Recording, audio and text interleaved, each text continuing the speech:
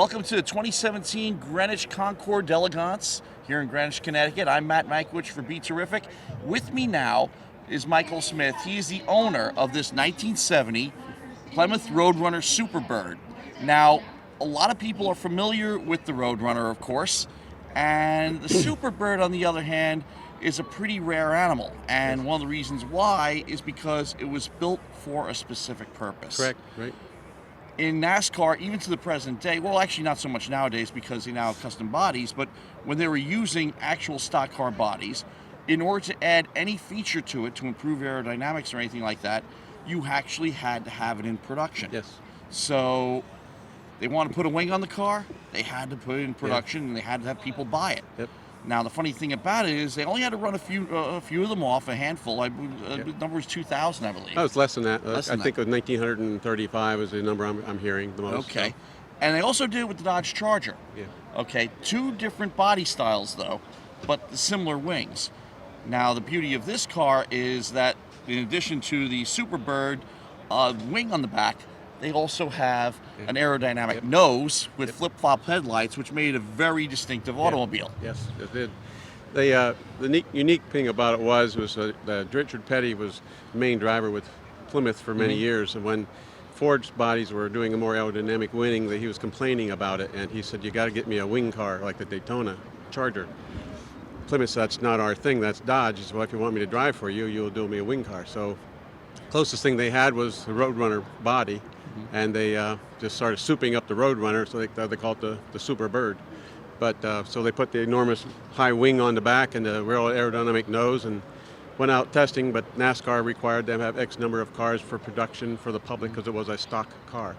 And they went to the track, and they were the first cars to break the 200-mile-an-hour barrier at NASCAR.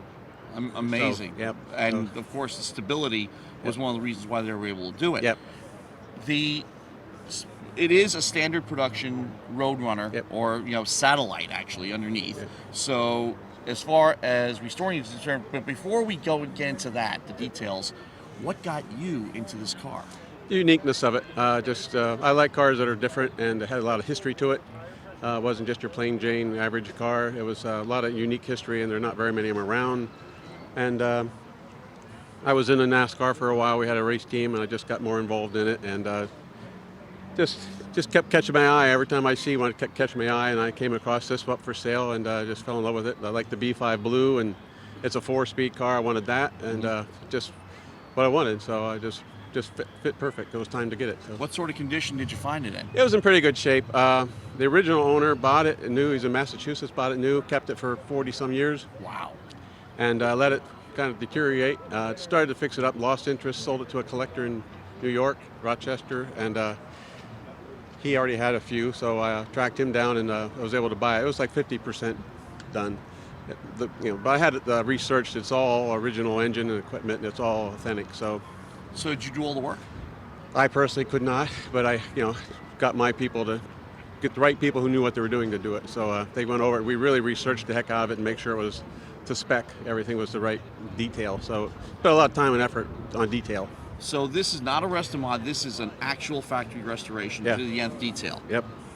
And they did an amazing job too. The thing that catches my eye with the blue naturally is it's very close, not quite the same because it's metallic, but very close to Petty's blue. Yeah, I know, it's a different shade off. This is called Fire Metallic Blue, B5, but his was a special colored Petty blue. They didn't want to duplicate his race color, but he was very successful with it, and they did real well.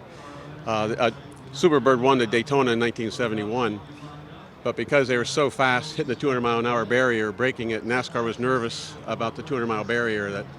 And the other manufacturers were complaining that they didn't take a stock car and make a race car out of it. They built a race car and trying to sell it to the public. So with all the complaints and gripes, NASCAR banned all wing cars after the 1971 series. So Plymouth pulled the plug and stopped the whole project. So let's wind back the clock a little bit. Let's say we're both in the market and at our local Plymouth dealer. Right. And we see this or we hear about it, we read about it in the magazines, may not have one in the showroom. Could this be ordered like any other car with any kind of equipment, or did it just come one way? It was pretty basic. They had a very short period of time and window to produce them. It was sometime between October and the end of December, they had to have them finished for it to be approved by NASCAR as that year model.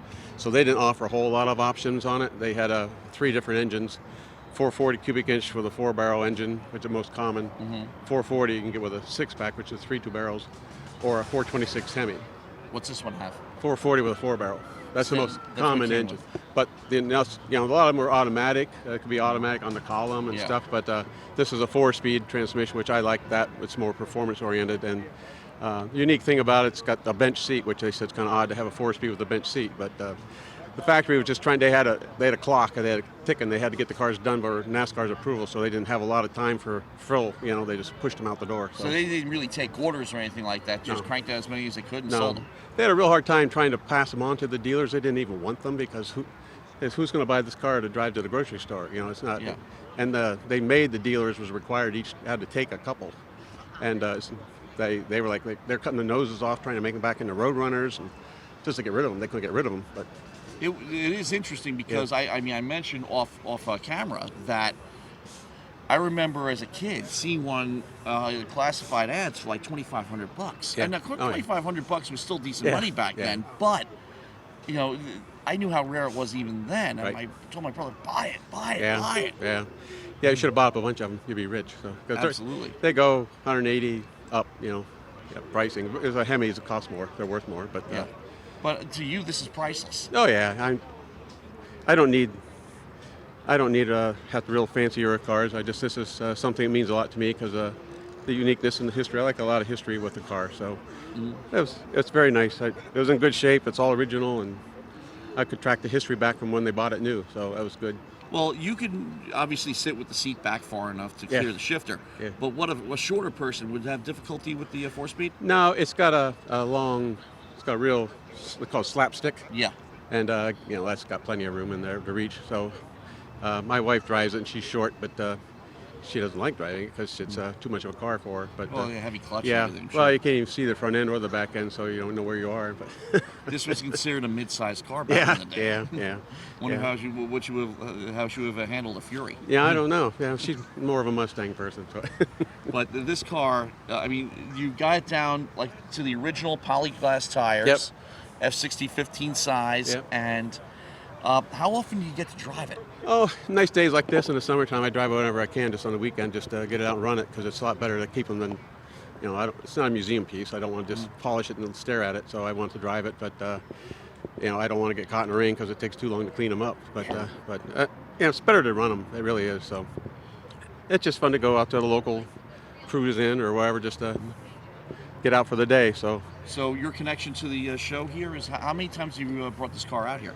After my first trip, my first time. So I submitted the picture to it, and they sent me an email, so we'd love you to bring your car. So I was like, that was an honor to be picked to come. And so it's about 3.5-hour drive to get here from Pennsylvania. So we were thrilled to come. So, and you, of course, you trailered in. You driving it. No. Full route. I couldn't afford the gas if I had to drive it in. So. What does it get? Gas mileage wise? 10 if you're careful. If you don't use the 4-barrel a whole lot. So. Yeah, the secondaries, I'm sure. Yeah. But it is an absolute icon of the muscle car era, and I wish you the absolute best of luck. Thank you very much.